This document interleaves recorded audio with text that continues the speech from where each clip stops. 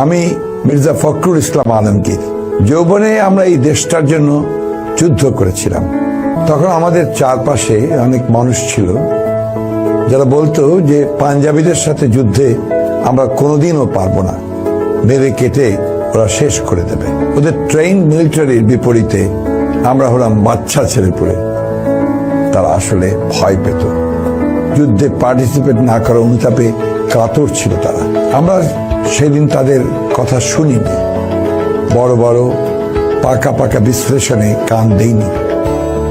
আমরা শুধু আমাদের মনের কথাটা শুনেছিলাম, শুধু একটা স্বপ্নকে তাড়া করেছিলাম, দেশটা মুক্ত হবে, একটা গণতান্ত্রিক রাষ্ট্র হবে বাংলাদেশ। To them you don't matter, এমন এক ন্যারেটিভ তারা বাংলাদেশে দাঁড় করিয়েছে যে আপনি যাকেই ভোট দেন, আপনার রাজনৈতিক জাজমেন্ট যাই হোক না কেন, সেই ভোটকে, আপনার বিশ্বাসকে তারা চুরি করে পাল্টে দেবে। আমি বলি কি, আপনারা ওদের দেখিয়ে দিন যে আপনারাই বাংলাদেশ, দেখিয়ে দিন যে ইউ ম্যাটার, আপনারা এই দেশের মালিক এবং আপনার ভোটেই ঠিক হবে এদেশের ভবিষ্যৎ।